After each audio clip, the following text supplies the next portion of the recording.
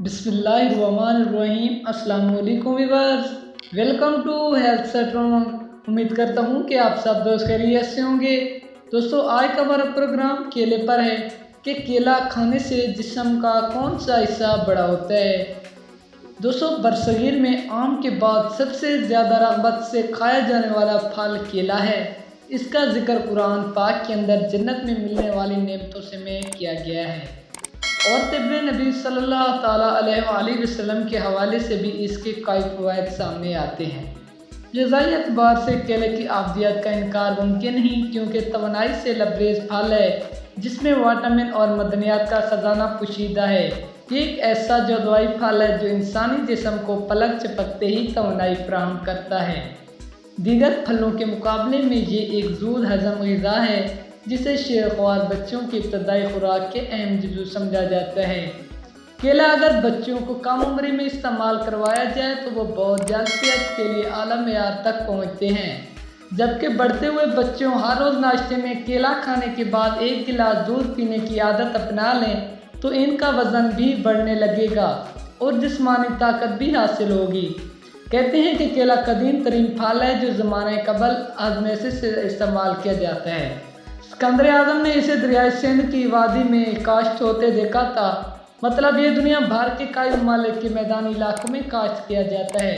तिब्बे नबी सल्लल्लाहु ताला अलैहि वसल्लम के मुताबिक केला उम्दा फल होने के साथ साथ एक अच्छी दवा भी है। ये जिस्म में विटामिन सी की कमी को पूरा करता है, ताकत और खून पैदा करता है, गुर्दों को ताकत देता है, जिगर के लिए मकवी है, जिस्म से जहरीले मवाद बाहर निकालता है, जबकि पेचश के लिए अक्सीर है।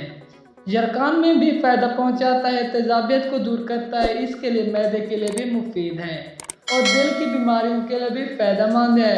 पेचिश, मरोड़ और कमज़ोर बच्चों के लिए जिनका वज़न कम हो उन्हें केला दूध के साथ देना चाहिए। कम मिकदार में खाने की सूरत में बास कब्ज़ और ज़्यादा खाने की सूरत में कब्ज़ कशा है।